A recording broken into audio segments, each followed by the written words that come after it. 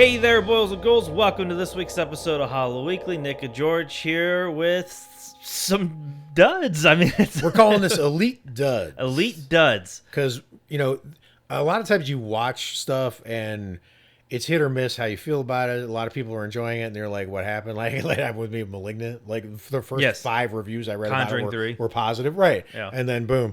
So usually, though, if something has a pedigree, it comes from a director you trust, or it's 97% on Rotten Tomatoes, or it's a legendary, so project, ingrained in the culture, right? That everyone knows, and you haven't watched it, like King Kong with Jessica Lange. I'm just kidding. So, but right. So these are elite things where you're like, these aren't going to burn us. And we got burned 3 times in a row. 3 times. But by elite pedigree products. Yeah, so we have some burns, and we don't normally like to talk, and we're not going to be like, oh, this movie fucking sucked. We're just going to kind of describe like what we thought it was versus what what we got. Yeah, there's enjoyable stuff in 2 out of the 3, and the third one I enjoyed hating as much as I did. So that's fair. And at the end of the episode, we each have something that we liked. We'll end on a positive note by something elite that came through. Yeah, right? something that came through. Something came through. Because we don't want to end on a King Kong. We're not A24. We're not going to end this podcast on God. something. What A24? I won't even have a head by the time this podcast is over. Okay, that's true. Okay, so let's start with it's a very new release as of Thursday on Shudder. Mm-hmm. Mad God by the legendary Phil Tippett. Is it Tippett? I got all the IMDb's right here. Tippett. So T-P-E-T-T. Lots of so we were looking forward to this for a long time, as were many, many, many people, and presumably some still. Yeah, I remember seeing a trailer for it quite a while ago, and the fact that it was a stop motion horror film. Mm-hmm. And I really love all the Leica movies like Coraline and that kind of stuff. So I was like, oh, this is gonna be great. How are you gonna not love a stop motion? Right? No, totally. What was released, just the little clips of it looked incredible, sounded incredible, and then the pedigree behind it is elite. And then Shudder, pretty reliable. And the marketing they used for it was there was a couple big things that was hammered on. One was the review from Guillermo del Toro saying that this guy. What did he say? I didn't know. It said he is a master. I think he is a master. And I agree. This is out of the 3 films. This is one of the. No. I mean, he's a master at the other things he do. I would even go forward to say this film is more masterfully crafted just because of what's the details in it. Maybe. Compared to John Carpenter's Vampire? I don't know. That's the thing is, if I'm rerunning in my head, I'm giving John Carpenter 30 years to make vampires, and I suspect that movie. Well, I suspect then The Vampires is a much better film. I think it's actually 33 years. That extra 3 years. Yeah, 33 years. That's, Jesus. That's all of. Yeah, so it was 33 years in the making, and then you see Guillermo del Toro says this guy's a master at his craft, and I saw a tweet today that I think Shudder retweeted, and it was just watch Mad God, and what? So I think there's kind of maybe a consensus around right, the weirdness about the what part, right? Yeah, about the Right, but the thing is, as someone who, I've watched the end of Mulholland Drive for fun 20 times in a row. Right? The weirdness wasn't gonna stop me. The lack of story, that's totally fine. You can do that in horror or in movies really well. Sometimes you do it accidentally. You're Michael Bay, you just don't have a story, but you think you do, and sometimes you artfully don't have a story or whatever, right? So that wasn't bothering me at all. It wasn't the lack of story. It was the lack of points of anything, right? Okay. You can see a movie so here, take an example of, let's say there's a movie that you don't connect with. Gene Dealman is that avant-garde movie that I was telling you about that Jenny drove us crazy, where someone makes pasta. Oh, is that the Mom? Read it again. Yeah, makes pasta, eats pasta, reads a poem to her son, all in real time. You just watch the boiling of the water or the pasta into the pot, the salt. I don't want the Gene Dillman all right. Well, good, because at the end I was going to, George, describe it again. Damn it. Just so we can really... Right, exactly. But the thing is, like, that has no story to it. But it had a point, right? The point of... You could tell that the movie had a point. The point it was trying to get across was you can't experience why these people are going to do the incredibly desperate thing they're going to do at the end of the movie without realizing how desperate they feel. And the only way we think we can make you feel that desperate is put you in their shoes. So now you're squirming, like, this day's got to go faster. My food won't even cook. You're that, like, there's a point. I didn't get any of that from this movie at all. What I got from this movie was cool visuals, man. That's right. Like, this movie could either be called Mad God or Sweet Visuals, dude. Like, cause I feel like it's either or. It's not like a story. It's like a story and point that got to me. And there's thousands of people out there listening to this right now who are like, man, it's Dante's Inferno and Tower of Babel, and there's an allegory of this, and I'm sure, right. I mean, and I'm usually pro that. I'll do that all day long with Lynch or all kinds of. We just saw Wizard of Oz, and with capitalism of Wizard of Oz is fascinating. We could talk about it for a while if you want, but this, if you're telling me there's an allegory in here, I get it that there's an allegory in there for a moment. But you gotta it's got a hook to other things, and it's one of those situations with, I think there's like maybe 2 lines of dialogue, and it's someone yelling "oh no" and something else. It's definitely not from like the main people we follow throughout the movie. And the "oh no" that might have been accidental. It might have been the investors. Maybe in the background, maybe. But like, so it's one of those situations where it's just really, really cool visuals, no dialogue, right? But which Primal? That's what I wanted to bring up. You compare it to something like Primal, both are just heavily rely on the visuals, but Primal does it 10 times better. Yes, when we were talking on the phone and you were going to sell me on Primal, which I ended up loving. And when you tried to sell me on it, you told me an episode. And I did not realize Primal had no dialogue. Like, because the story you told me made so much sense. Yes. Right? That I assumed that at some point the partners were talking to each other or whatever. I just assumed. And then later when you were talking, you're like, oh, there's no dialogue. But I couldn't have figured out there's no dialogue because the story was so coherent. It made sense. Like, just because you have no dialogue, fucking Buster Keaton and Charlie Chaplin managed without fucking words. What's that? Like, so I'm just saying, I didn't get the point, and I imagine a lot of people won't. And I really enjoyed some of the visuals, but even the visuals weren't enough. Like, just magnificence to overcome the rest. Like, like Ronnie James Dio's voice was so incredible that when cringe lyrics would happen that were, like, I'm, whatever, to, something so corny that like Vincent Price would have been ashamed to say it with a straight face. It's okay because he's hitting a note no other human has ever hit or whatever, right? Right. That's what you have to do with this. You got to hit some visual that no one else has ever done, and I just didn't get that either. The opening was incredible. The opening was cool. You could see like a lot of like Lovecraftian kind of stuff, and that really like. And the title card reveal. I mean, you rewound it to show me. I thought it was great when that happened. I was like, oh, we're in for a great time. And then we walked past the electrocuting, constantly shitting men feeding the giant monster who was making maggot babies, which was kind of cool. It just didn't evil be it. It didn't go anywhere.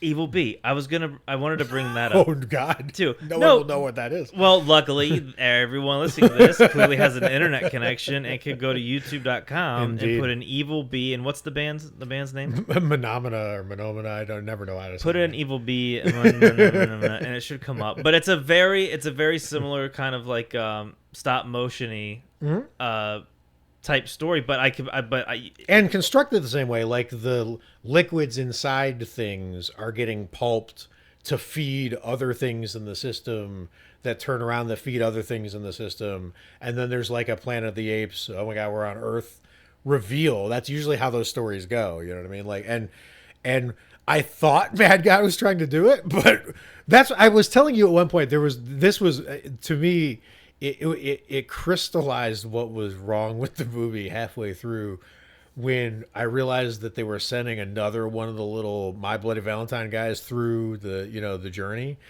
And the My Bloody Valentine or whatever. They were, yeah, guys. all they needed was a little pick. I mean, they look just like it. Yeah, like they just keep sending these guys to their doom, and they drop this guy, down through the air defenses and the shit factory and all the stuff that he encounters over, and they're about to do it again, right? It's like Edge of Tomorrow. It's like Live, Die, Repeat. Yeah, right? yeah. So they're doing it again, and they drop him, and he lands somewhere, and we just watched someone go through this entire process. And the point of Live, Die, Repeat is that Tom Cruise gets incrementally better and closer because he's figuring things out as he goes, right?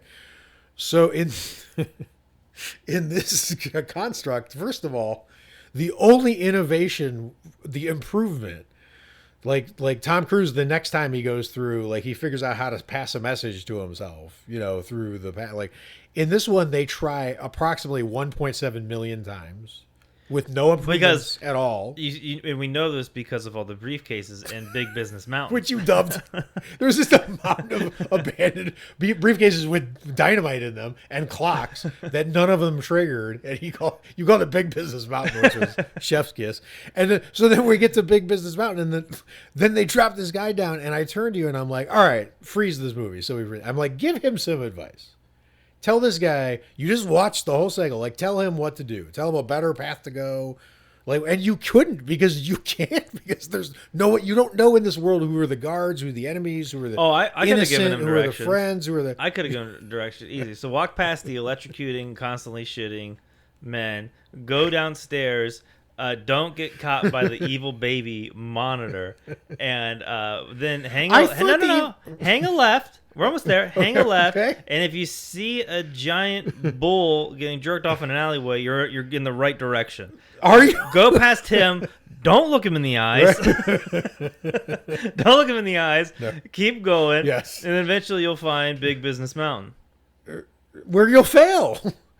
That's not the point. I'm just trying. I mean, that's not my goal. I was saying advice. You're trying to blow the whole place up, and it turned out the way to do that was pixie dust or something. But we'll get to what. Yes, yeah. Actually, I don't want to dwell too much on this movie because we got two others to get to. So we can get that one. The thing is, I don't want to actually just like endlessly shit on this movie like four other guys that I know would who live in this movie, but I will say that when the Mobile Sinister baby transfer sequence happened, I got much more into it. It got much more visually interesting. There was some sort of story thing going on. It gave me the vibe of that movie, The Host, the Parasite director. Where the muck and the alley and the whatever, it kind of had that feel to it.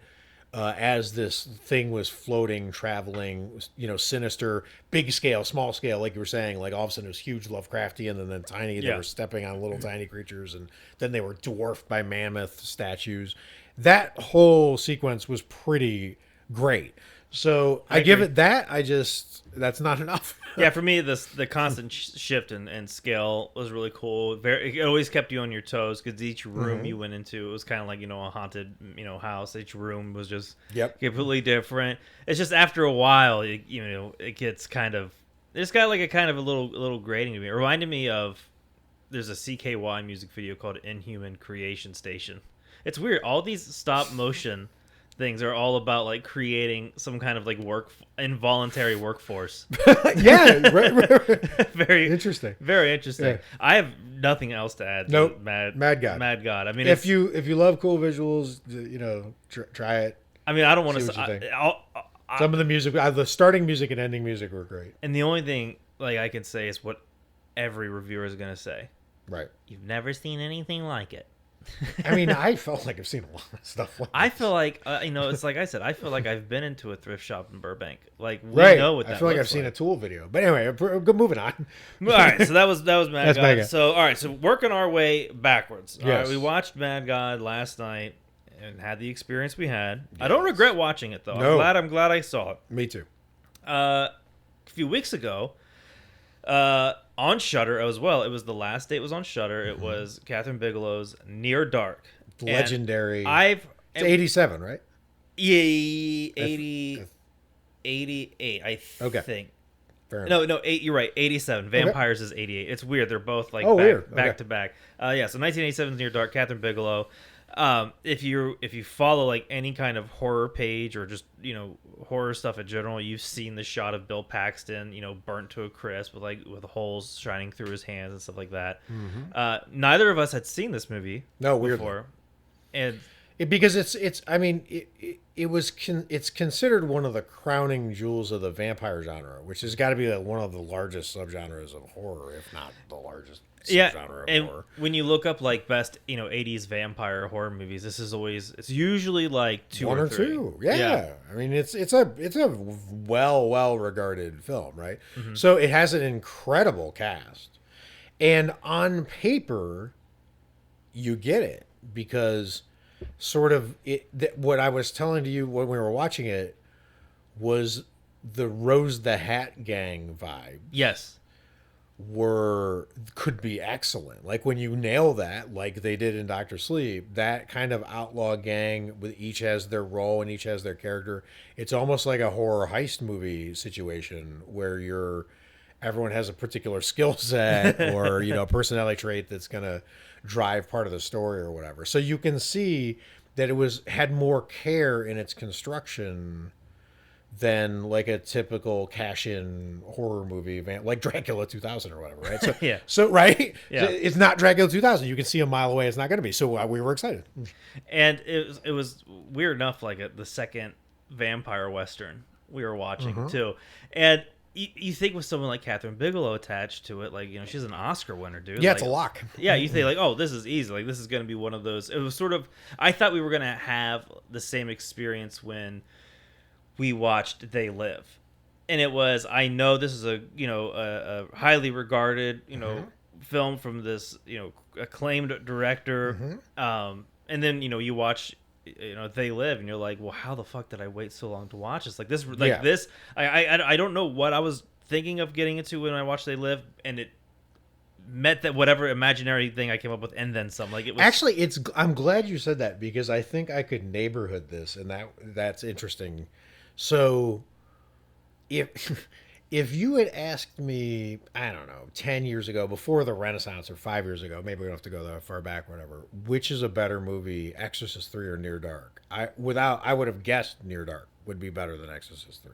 I would have guessed. Just based on reputation. Yes. Right?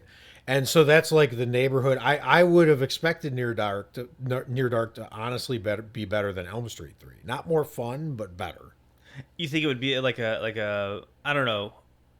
I don't want to say like Oscar-y type film, but it's hard not to because, but like just like a more streamlined type of film. You know what I mean? Right. Like what, if you had asked me to guarantee a movie that would be better than Near Dark going into it, like I would have to I guarantee that this, no matter how good Near Dark is, I got to pick a movie that Near Dark can't beat. Right.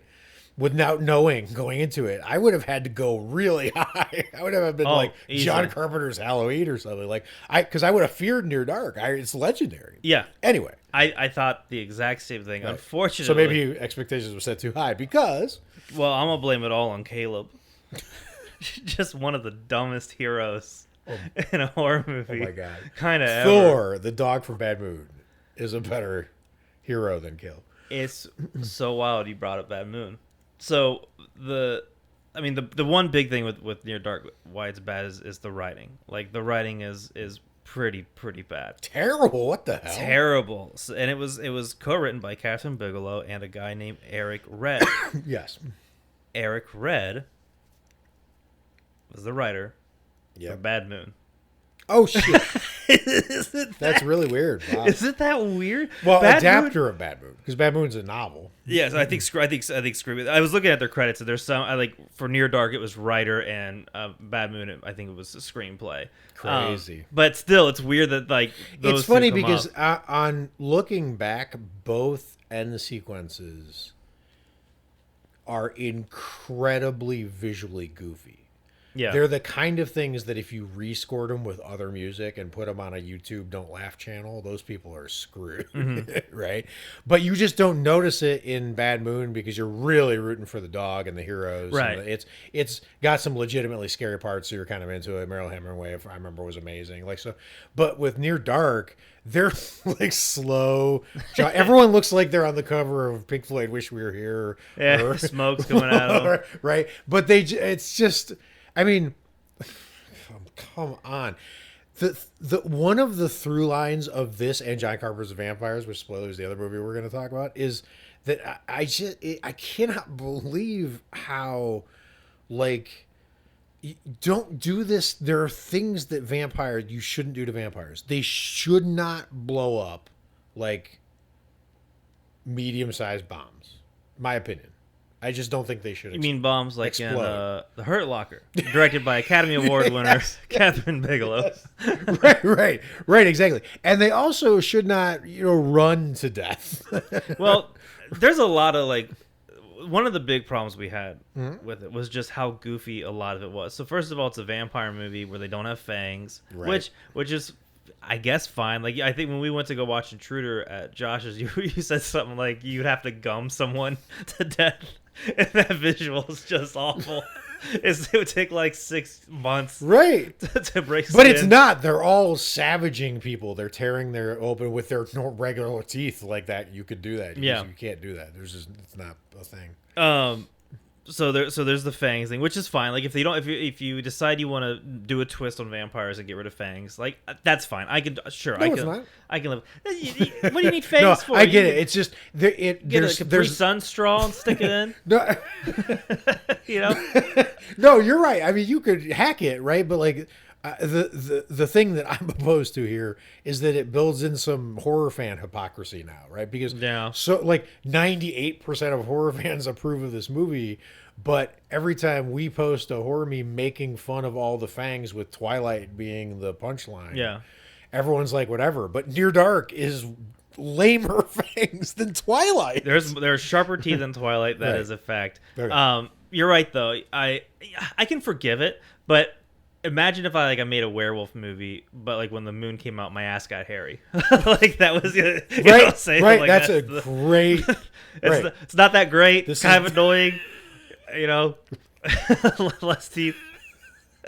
Gotta watch The Beach. But also, it's supposed to be this like ragtag group of vampires, like in the South or whatever, or Midwest. Yeah, it's the Italian job of vampires. Yeah, and so they've been around for years. Like.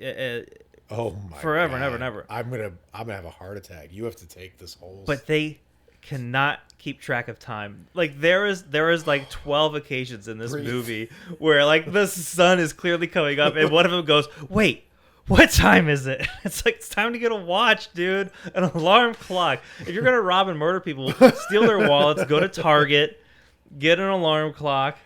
And this is like the sun. It just totally wrecks the vampires in this movie completely.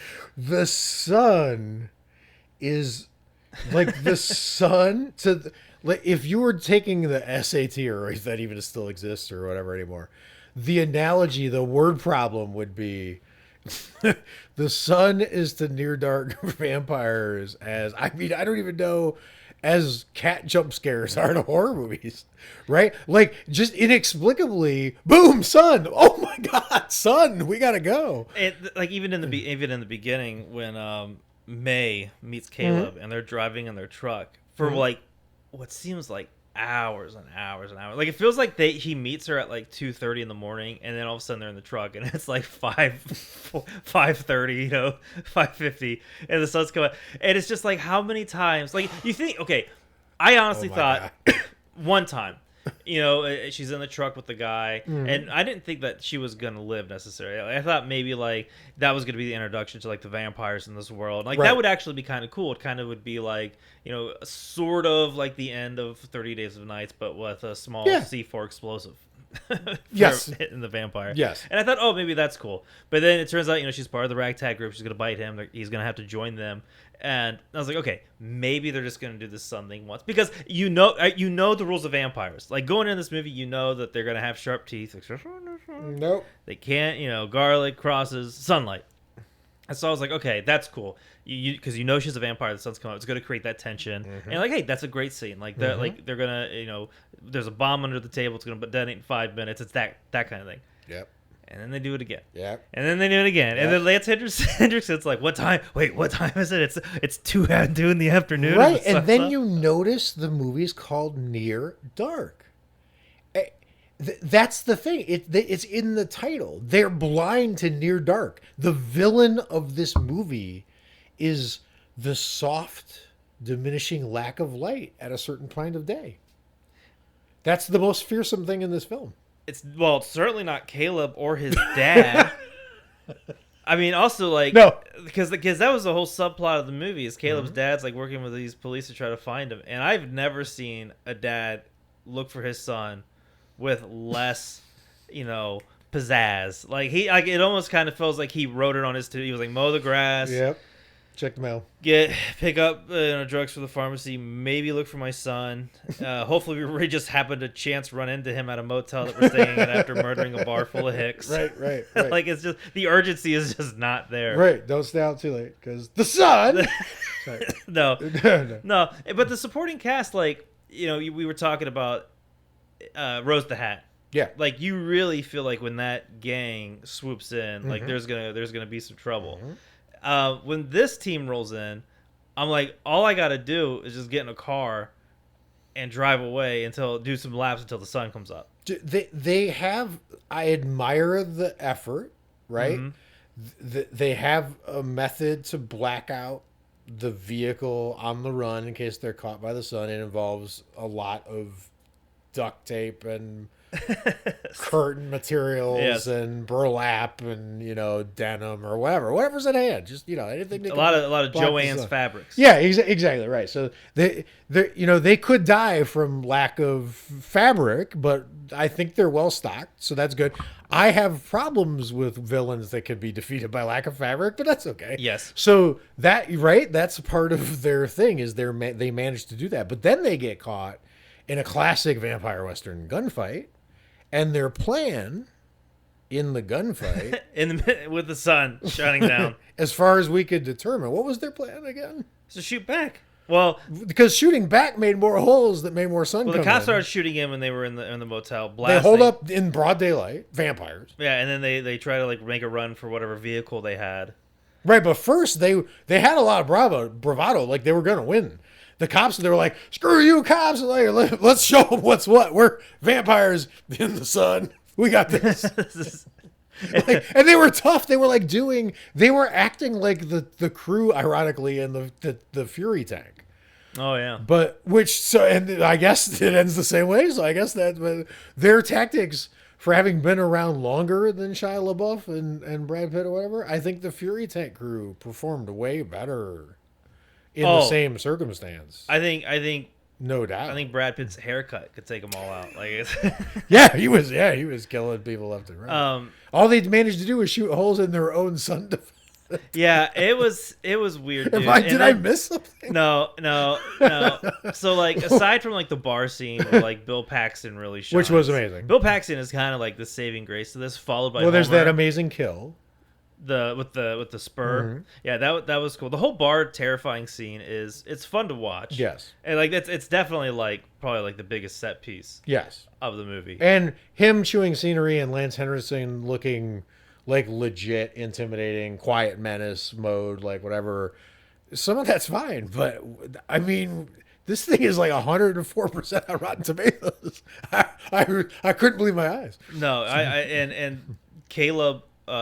He gets bit, and he's pretty much a vampire at this point. He gets gummed. Yep. But then he goes back to his dad, and they just do like a blood transfusion. Which we disagreed on. I thought that was cool. You thought it was cool? Yeah, I did. I still think it's cool. I thought it was cool when I was watching it. I mean, where else have you seen someone get blood transfusion cured of vampirism?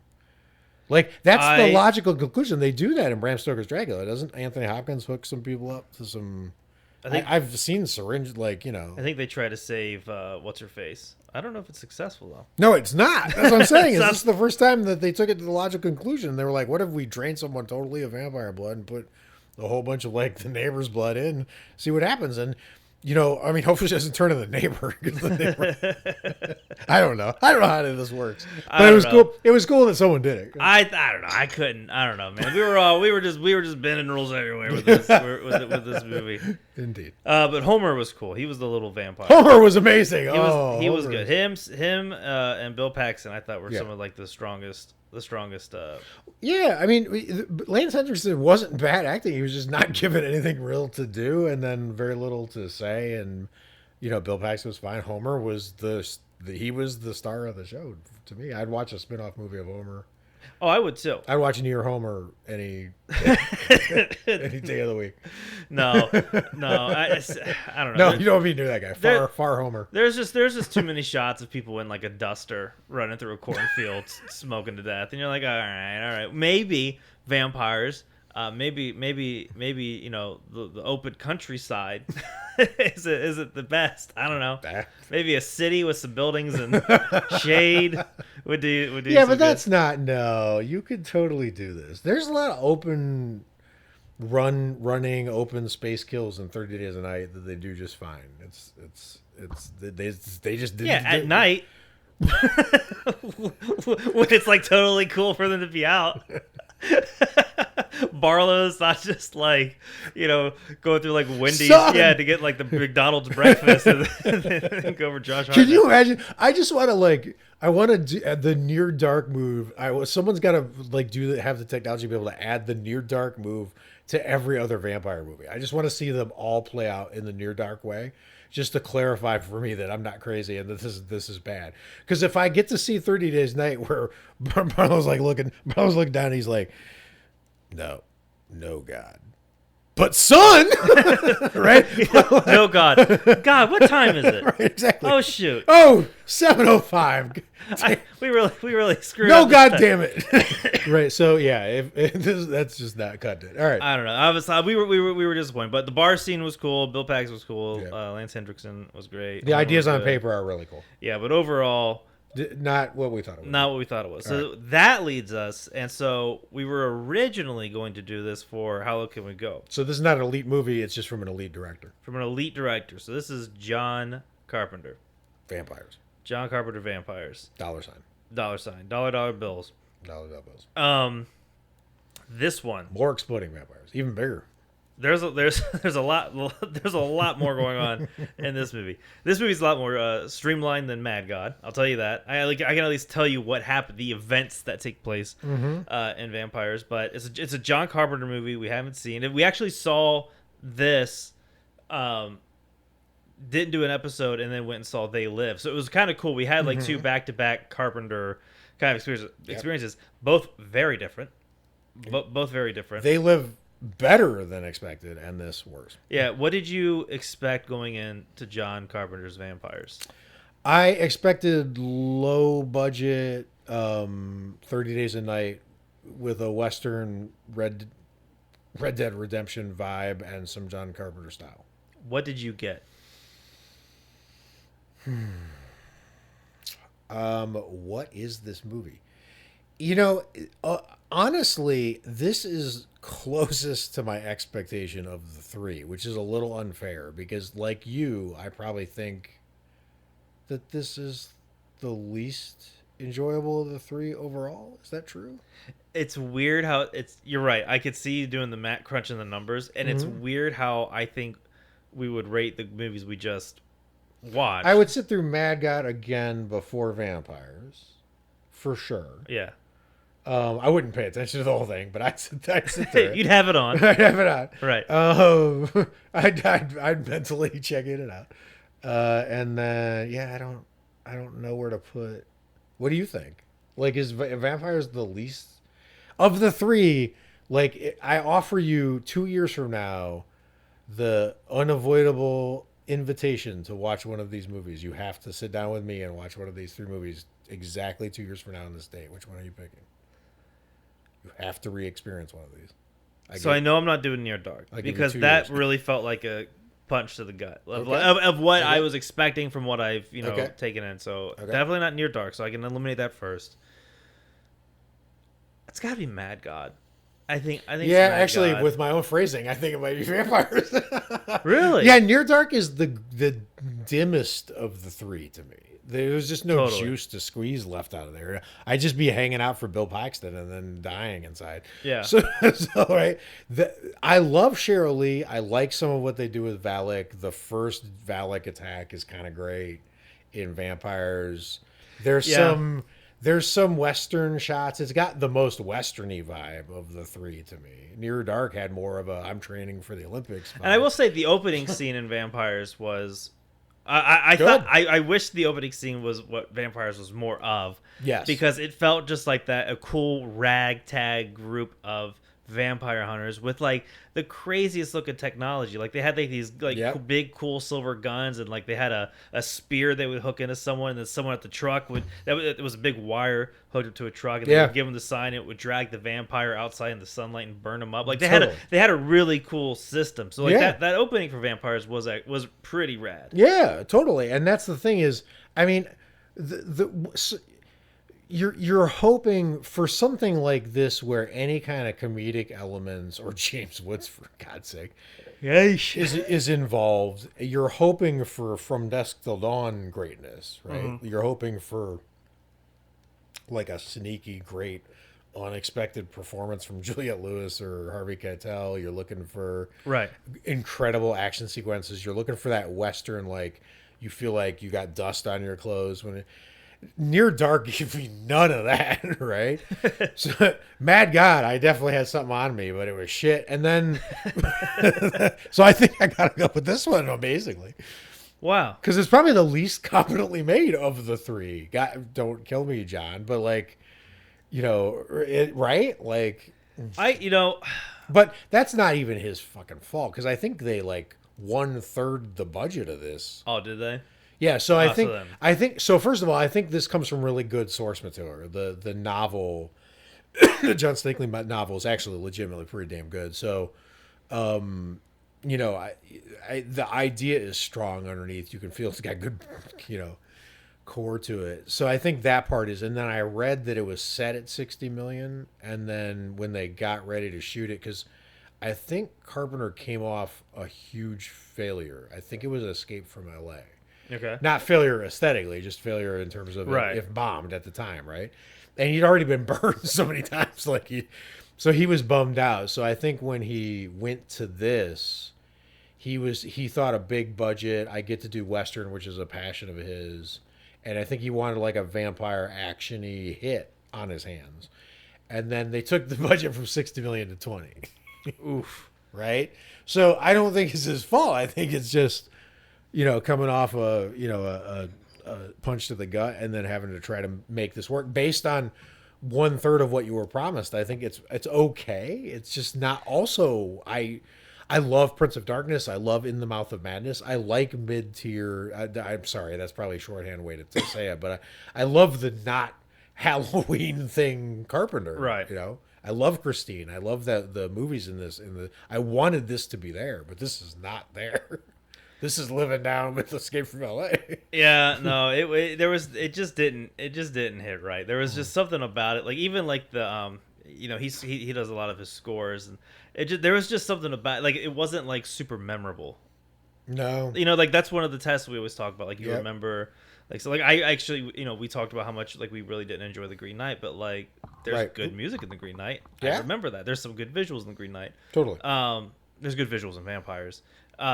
But it just felt like the math wasn't adding up. You're like John Carpenter plus cool source material plus cool ragtag group of vampire hunters. Yep. They were like kind of referred to them as like rats or something like that, like rat nest. Isn't that something they were talking about? You're like, okay, that should be great. And then you do the math and you're like, well, hold on, wait a minute. Why am I did I not carry the one? Like what happened? Right, exactly. That, and the thing, first of all, it didn't age very well. So that's not good. Of the three movies, Matt God hasn't aged at all. I guess. I don't know. It's aged and not aged at the same time. Right, exactly. But weird. It's brand new and feels the most dated. But this movie had the James Woods character unsurprisingly is Who's appalling, right? Yeah. So, and then the corny stuff doesn't really work. So it's a hybrid that doesn't work. That's a dangerous. You're better off to go pure and fail, right? Like take Primer. Primer is like this super low budget time travel conceit sci-fi movie that caused a buzz for a minute because it's pretty cleverly constructed or whatever. It does a lot with a little. But that's all it's doing. It's trying to fuck with your mind with a time travel conundrum on like a 60 grand budget or whatever, and that's all it's trying to do. It didn't also try to be a musical for a third of the time because that's not a wise idea. Right.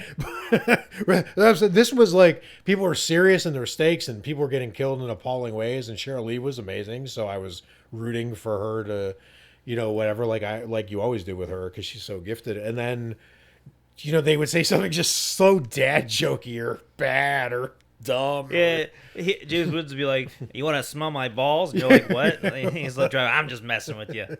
But do you? And you're like, "What are we doing here? What are we doing? What is this?" But then like you have like these weird dad jokes that's mixed in with like a really cool idea of the Vatican sending people out to kill these vampires. Yep. And I even thought the Vatican twist at the end was not too bad. Yeah, that they're co-conspiring, of course. I mean, that's right. But that's kind of where you would have to go with that, or not have the Vatican at all. You know what? It's not pro-Vatican horror movies. Very specific subgenre. Hey, William Friedkin is out there. He is out there. With Father of Mort, just like, don't you shit on our genre, dude. Agreed. So, yeah, but anyway, and maybe it's just a game of expectations because I think I didn't have that high expectations for this, but again, I really wanted it to just get there, and it couldn't do it, which is fine. I mean, it does some memorable stuff. It does enough, but again, and this is part. I'm imagining how much of like the potential audience thinks that we're crazy as we casually just go 30 Days of Night is clearly better. But I wonder what the actual proportion of horror fandom actually thinks 30 Days of Night is better than John Carpenter's Vampires. We're assuming that's true. You and I think that's true. We're just right? I don't want to spell. We're not speaking for anyone else. Right, but that's on Rotten Tomatoes. I would probably around the same place, if 30 Days isn't lower. Well, it made me bring up another thing that we talked about kind of briefly was when it comes to if you have the vampire western shootout, who's made the best one? And I'm sure there's other vampire westerns we're missing on, but if we do what are like the three we're talking about now, Vampires, Near Dark, and From Dusk Till Dawn, I mean that's John Carpenter, that's Catherine Bigelow, and they got bested and the winner by Robert Rodriguez. Right? How cool! In a showdown of vampire, yeah, that's, and you would have never thought it going into it. No, I would have bet $0 on this. I would have bet that Near Dark would have been the best. Yeah, going into it, definitely, and I wouldn't have been that surprised if I didn't like John Carpenter's Vampires, but I was surprised that I was bored. Yeah, well, I also grew up. My old best friend Terry used to say John Carpenter's Vampires was his favorite vampire movie. Mm-hmm.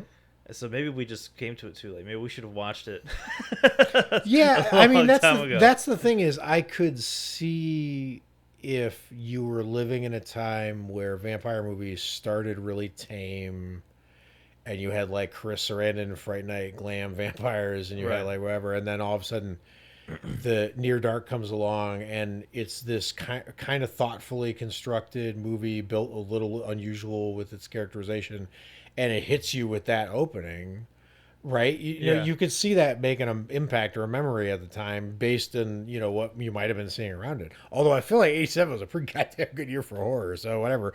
But I mean, it also is just the cast. I mean, there's so much goodwill to this cast, right? Do you think that because every director is going to have a couple movies that aren't too great?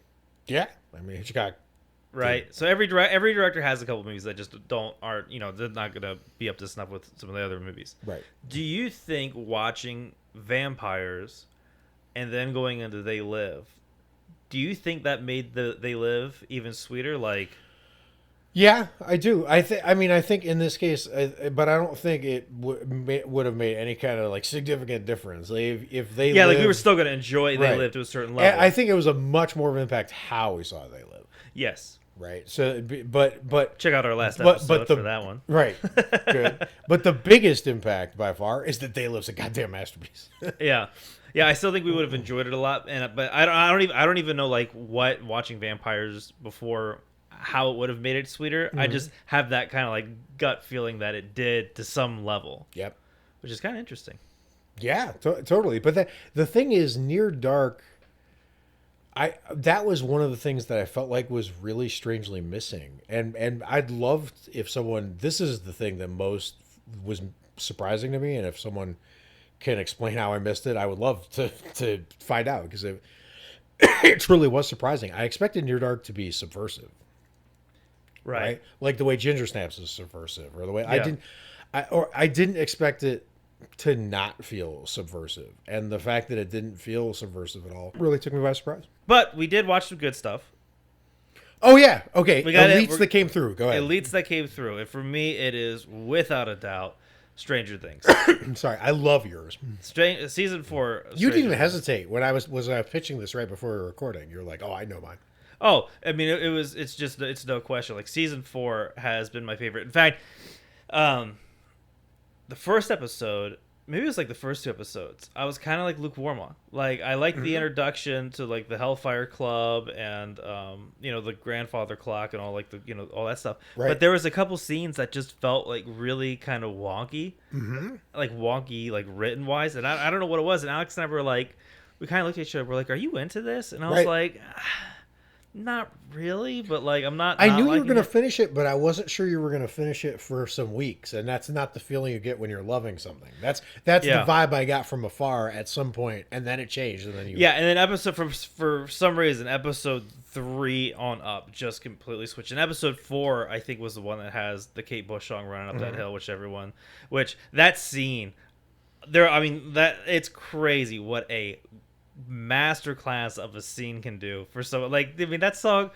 came out 30 years ago or something like that, and now it's like charting and like she's got I guess making more music or something like that, but that scene alone was like I remember when it ended I looked at Alex, I was like I think that's like my favorite scene ever from like any Stranger Things. Like it's just such a powerful good moment. I will say this, so like Stranger Things so far has been amazing. I really love it. I'm looking forward to July when the next 2 episodes come out so they can finish it. Everything about it's great. Robert Englund's in it, and Vedka, or God, I can't remember the guy's name right now. Main villain, whatever. It's the one that's trending right now for total Freddy Krueger thing. He kind of like pulls you into like this dream-esque state, and it's totally and then Robert Englund's in it, and it's so great to see him acting. Totally. The only thing I didn't really like about this season of Stranger Things so far was that spoiler if you haven't watched it, is that Hopper's in like a Russian prison the whole time, and it doesn't pay off until like the last episode. Right. And so whenever it like cuts to him, you're kind of like, oh, okay, yeah, it's, not, it's clearly not going to be as interesting as anything with like 11 or Steve or whatever, like all those guys. But the last episode, it's weird. Everything that I didn't like eventually got there. So like it ended with where like I'm now excited to see what happens with Hopper and like the rest of the crew. That's interesting. I'll be damned. Yeah, so it's I'm super looking forward to it. I like it. I like the I've come to like that they built it this way. I'm glad that there's only 2 more left, that we're not hanging with huge chunks of Stranger Things left, that it's just gonna be like a mad dash to the finish. And they're both long. I think like one of the episodes like an hour and a half, the other was like 2. They'll be meaty, 15. but it's not like they're gonna be like, hey, here's 2 30-minute episodes. I'm like, why did we wait a month for that? You know what I mean? It's like it's 2 big, big little chunks. And everyone's just like, bye. Right. Yeah, and it's one of those things like, it's been a few years. Like I still think the best summer I've ever had like in my life, and especially like in LA, was the summer season 3 came out, because it was 4th of July weekend. We went to a friend's house for a pool party.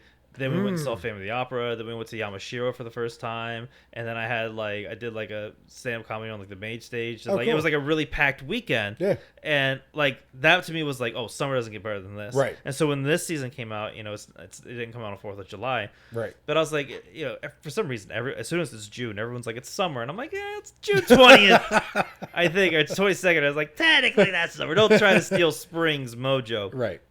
But it totally like. Watching Stranger Things, like, it kicked me into like a summer mood, and I'm like, "Oh, summer in LA, baby, here we go!" Like, let's get this bread. That's awesome. I'm looking forward to the rest. It was definitely, especially after Vampires Near Dark. You didn't want another disappointment from something with that should be quality. Didn't want a disappointment. Didn't get a disappointment. Love it. My elite that came through is Stephen King. I realized that I haven't read Stephen King in a while, right? Like it's been a few years now. Do you remember the last King you read? Yes, I reread Misery because someone had written a pretty convincing argument that it was his best book. So I wanted to reread it and see if I bought that. And I didn't, but it's a great book. it's a great book. I went back and read a short story called Survivor Type. It's one of the very first things of his that I read. It was in like Skeleton Crew or Night Shift, one of the very first short story collections. I mean, there's so many reissues now, I can't keep track of it. Right. I think I told you about this story once. It's about a surgeon who ends up in a Tom Hanks Castaway situation, but he ends up on an island. But this island is much smaller than the Castaway Island, and it's just rocks and sand, right? So he can't find anything to eat. So basically, to stay alive, he starts amputating himself and eating it. So he eats. Oh no! He eats himself to death. Spoiler, right? And he goes mad while he's doing it, right? And here's the amazing part. What I feared was that this was a really early Stephen King story. There was no way my little kid memory of being impressed by the story. It's not true. Like it's not that it's not horror, but it's like more Saw Trap. It's not. There's no supernatural. There's no right. It's a contained. It's Ryan Reynolds buried, right? Sure. So I was like, there's no way that Stephen King is going to be able to convincingly write from the point of view of like a top-notch surgeon. Like I'm going to go back and there's going to be like classic, writer research mistakes and whatever. And I'll be damned if I was right. There's no way. He doesn't sound like a surgeon at all. But Stephen King was touched by God with this ability to write in a voice that makes you feel like this really happened to someone. I don't know what it is. I don't know how he does it. I still couldn't put my finger on it. But he didn't convince me that a surgeon did this to himself on an island. But he convinced me that someone did this to themselves on an island. Right? Like this. And the funny thing is, we're going to come full circle in like the weirdest possible way here. Oh, hell yeah. Because it ends with a commercial TV jingle. The story trails off with a jingle. It's the only time I've ever read a short story that ended with a commercial jingle. It ends the way Mad Men ends, which is Stephen King was way ahead of his time. The way Mad Men ended with a Coke commercial.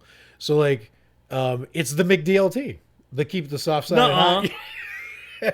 Well, it's not. It's like it's a McDonald's thing, but it made me think of the McDLT. So it's the 2 all beef patty special sauce, lettuce, cheese, pickles, onions. That whatever that is. Right.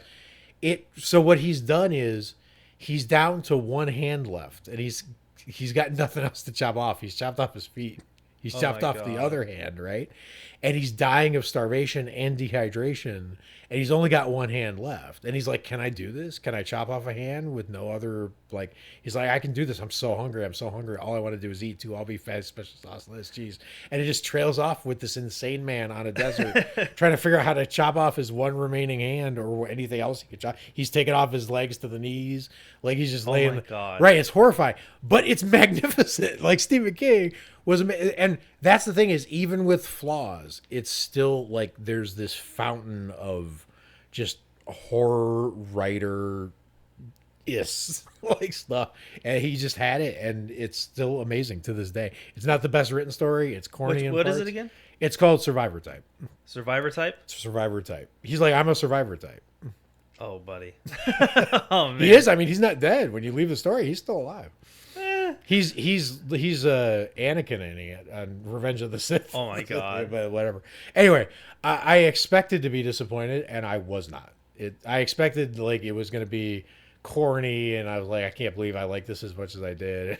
It was still. So if you did the movie, it would be him looking at his hand, close up of his eyes, and then a smash cut to Jason Alexander like jumping out with the McDLT. It'd be perfect. I think we could do it. We could totally do it. It's that's the thing though. I love that I love we ended with positivity because it didn't feel right. It's not our usual mode to hate through. We kept getting burned, and we're like, fuck it. We're just making an episode out of it. 3 in a row means because 3 on a match. We watched Vampires. So like, you know what? We'll just re-roll and how low can we go? It's totally fine. There's no rules. We'll just do it. It's fine. We watched Near Dark. There are rules, but that wasn't a rule. Well, we watched Near Dark, and we did Near Dark, and I wanted to bring this up earlier. Near Dark and Mad God had the same realization where we hit pause, not knowing how far we're into the movie, and there was like 22 minutes left, and nothing like really big happened, and we were like, "Oh man, yeah, it's unsavable now." Like you're past the point of no return. Doesn't matter. So yeah, we eventually just wanted to roll it all in one episode, and I'm glad we did it. It feels kind of good. We don't normally like to go negative, and we're not saying like don't watch these movies. Like you could, I'm sure someone else could watch these and find something. Yeah, tons of people have enjoyed these movies. Who the hell are we? And also, like worse things could happen. Like you could lose your limbs slowly. Could you imagine if you got a McDLT and it was someone's hand? No, I mean, I guess it would keep the bread soft and the hand warm, and the nail sharp. Oh, I don't like that. Well, I'm glad we got that out of our system. It feels good, and we've aligned our horror movie chakras, and we're going back to how low can we go. So we'll we're gonna go back to the group. Oh my god, we keep thinking. You know what? It's John Carpenter. We don't need that. We don't need to ask the group. It's John Carpenter. We're fine. It's we can tell like. Some of these had reasons. John Carpenter's Vampires was intriguing to us because in now 1.5 runs of How Low Can We Go, I think it was the first one that was the same rating in both places we're using. Yes. Metacritic and Rotten Tomatoes. That was very interesting. Usually they're really divergent. They're like 15, 20 points off of each other. It's very different. And they were the same. We're like, oh my God, we haven't seen it. And it's John Carpenter. And it's intriguing for the score thing. It's a sure winner. Back to the group. Winner to some, losers to many. Exactly. Devil to all. But it feels good. All right, so moving forward, we're just gonna channel some good horror movie energy. Yes. Mostly by having the group to help us. Yes. please. And if you're watching this on YouTube, join the Facebook group on Hello Weekly Horror Group. Yeah, that's where we do all the polling. And love to have you. Yeah, and if you like the movies, let us know in a 5-star iTunes reviews. Let us know what we're missing. I feel like I do feel like I am like one YouTube video essay away from like I don't want to say loving it, but having a more of an understanding of what it is. Yeah, that's the thing is, it's so weird. It's the way I feel when people do this to The Witch. Which clearly to me is a great movie. Totally. But when they're so sure that it's terrible, right? Right. And I feel like now it's flipped. Now, yes. Right? And I like when I can explain what, I think is merit of The Witch. And I like if it changes someone's mind, if it's helpful, right? So I want it back. Let's do it. Let's do it. And I honestly feel like because I like Near Dark the least, I feel like somehow that should be the most savable. I feel like that's the one that could be the most savable. It's really weird. So if you're one of those people who really love it, like fill me in. Like I would love to like be able to join that group of like, totally. I can now appreciate it. So until next time, stay scary, watch a bunch of horror movies. We'll see y'all next time. Bye.